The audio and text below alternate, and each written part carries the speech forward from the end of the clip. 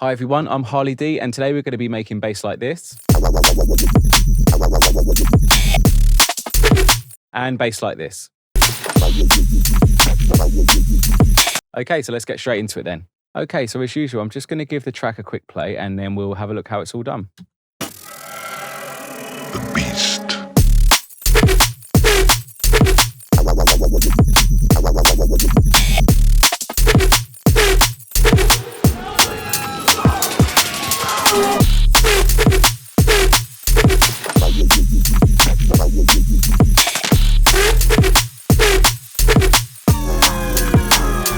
So yeah, that's the track, and it's actually one that's just come out on my latest EP, Enter the Dragon. It's a tune called The Beast, and we're going to be looking at the wobble basses in this one today.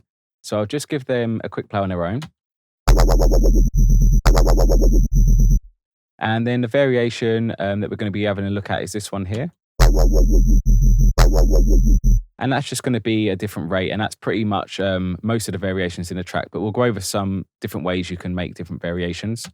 There is this one here, it's just a more prolonged one. Sort of like an end of bar feel for that one. So let's start off with this one. The MIDI notes are all set at E0. So this is made in E. And it's pretty much all made in Serum. There's no layers to this. And not like I would normally do. It's just one oscillator. There's no sort of sub-oscillator or any sort of noise that's being routed into this. It's all coming from one oscillator, which is not something I normally do. Let's have a quick listen to this oscillator on its own without all of the processing on the channel. I'm going to turn that off. And it's actually going into a bass bar, so I'm just going to turn that off as well. And it's going into a filter. So let's just take that off as well and all the processing so we can just hear the LFO on the wavetail position, LFO2 doing something on that oscillator as well, just to basically oscillator essentially. So what I've got there is the B-side square wave from the analog folder. And what I'm going to be using is LFO1 to modulate the wavetail position. So that's going to start to create a bit of wobble in the movement of the frequencies in that wavetable. So it's just quite subtle, but it's just starting to shape it essentially. And what I've got it set to is trigger mode, BPM anchor, and triplet there. So it's 1/8 triplet rate. And yeah, that's going to be our starting LFO. And it goes from all the way from the bottom all the way to 100%. And I've got random phase on. I would normally turn that off, but because I haven't got the sort of sub or like oscillator B there or anything getting laid up with it, I've just left that one on for now. The level's set to where it comes at normally, and I've turned the master up to 96% there. So yeah, that's just the oscillator. And what I've got here is LFO2 over this sort of shape here. So this is on envelope mode. So every time it re-triggers, it will start this again here. I've got it over bar triplet rate there. And I've got this sort of shape here, just sort of like sloping out. And this is on the semitones. So if I just go to the matrix here, it's going up by just one. So it's just going to like start one semitone up and then sort of decay down to 0. So yeah, that's just going to add a little bit of extra like sort of movement at the start of the signal. It's not a lot. It's not too noticeable either when it all gets going, but it's just a little something that's added onto this oscillator here. So that's pretty much everything the oscillator and the LFOs. So let's have a look at the filter now. So I'm using the low pass 24 filter, and I'm setting the cutoff to 92 and the resonance to 63. There's no drive, the mix at 100%, and the fat's at 0. And LFO1 and LFO2 are both going to be going on to the cutoff. So LFO3 is to sort of modulate the sort of wobble the cutoff, should I say.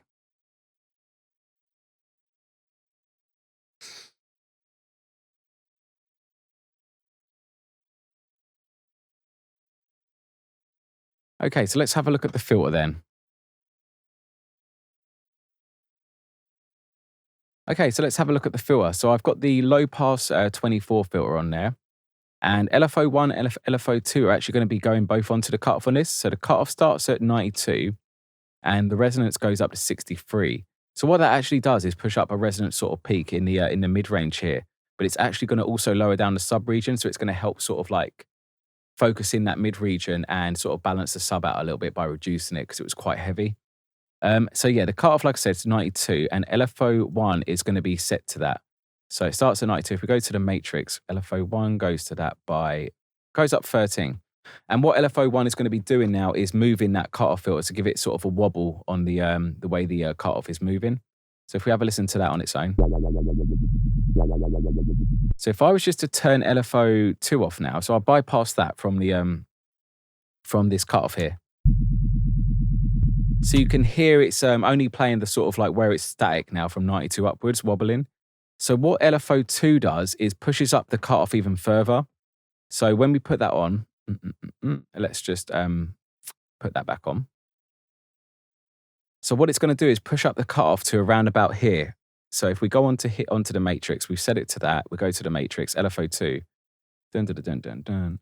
It's going up by 15. So it's actually going to start now. So where this top is, it's going to start at 15 above that. So we're going to get more of that mid-range harmonic being pushed up with that resonance. And then as this LFO2 decreases down, it's going to go back to where it was sitting originally. So we get more of the harmonics at the start of the signal, at the start of the bar. And then as that decreases out, it's going to start to sort of like just become a sub-wobble. So that's sort of how we're sculpting this this sort of wobbly sound. You can hear it's like dropping down there.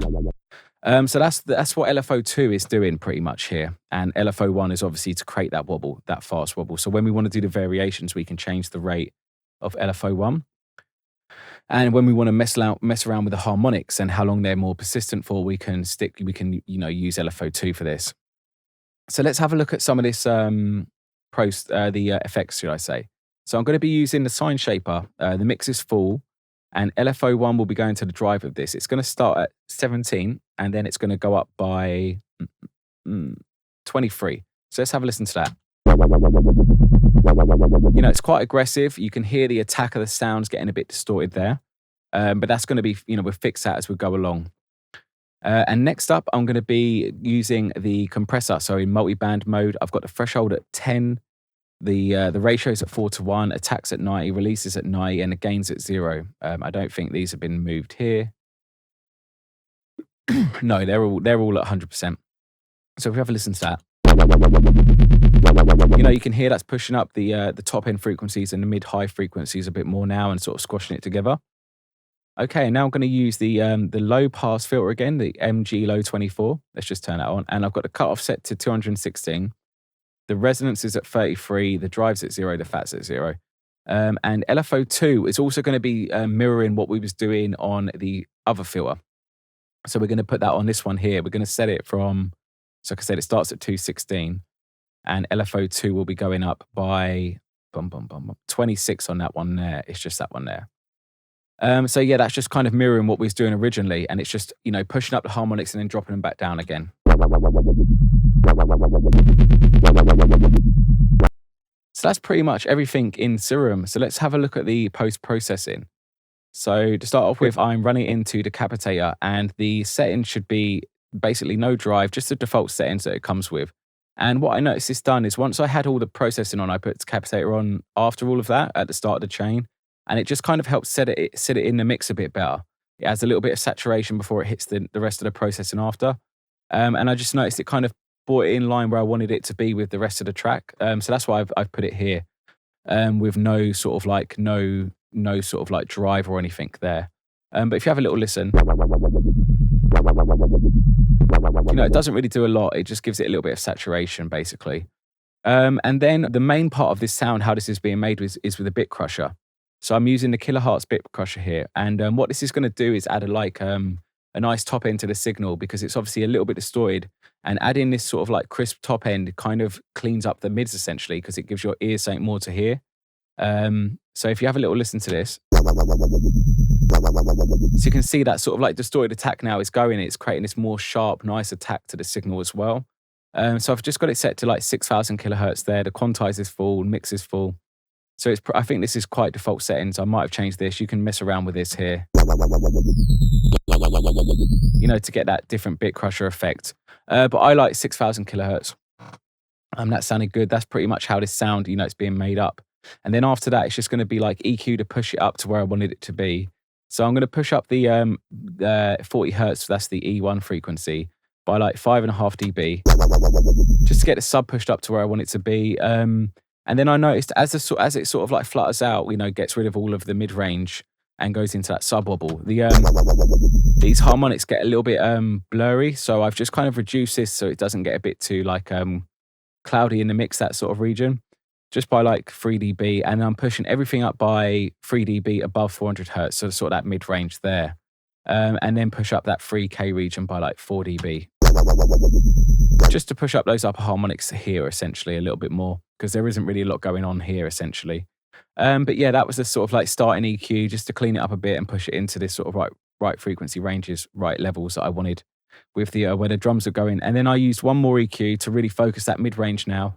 And as you can see, I'm pushing up more of like the 300 hertz with like a broad slope going into the 200 hertz now, up to about 900 hertz by about three and a bit dB. And that's just going to bring the mid range out of the track a little bit more and set it around the drums. And I'm just going to push up that top end above 5K by like 1.5 dB. And that's all getting run into a limiter. So all the different bass variations, different rates or whatever, goes into this bass bus, and then it's just hitting a limiter. There's no true peak limiting on. It's just the default settings essentially. I've just turned true peak limiting off. I just didn't want to use a clipper for this. I wanted it because it was already quite aggressive. I think the limiting was the better way to go with that. And then I've got shaper box here, just to sidechain it to the kick drum essentially. So every time the kick hits, that's just going to dip with the the volume enveloping on that. So that's pretty much everything. How this track, this sound is made. So if we have a little look at the variation here, as you can see, like it's just the rate that's different. It's just 1/8 here instead of 1/8 triplet. But if you have a little look at this, I'll just show you some other stuff you can do. So, for example, with this LFO2, so say we push this all the way up here, you'll hear now the mid-range of this wobble stays really consistent. And as it gets to the end, it drops out. So what you can do is you can make it just more like low frequency wobble. Or you could, have a bit here and, then just straight into low frequency, so mid-range. And yeah, that's how you can sort of like sculpt how your frequencies, move around with this wobble. So there's loads of different variations that you can get with just using this LFO2. And obviously on top of that, then you've got your rate as well. So there's loads of different movements you can get with this wobbly bass. Yeah, it's pretty cool to use those two LFOs to get those different characteristics to the sound. So that's pretty much everything that I wanted to show you. So yeah, if you like the video, hit the like button. And if you want to see more like this, subscribe. And if you want to support me, head over to my Patreon. The presets for these patches will be there alongside loads of production videos, exclusive tracks, track feedback if you send me your track, and loads of sample packs.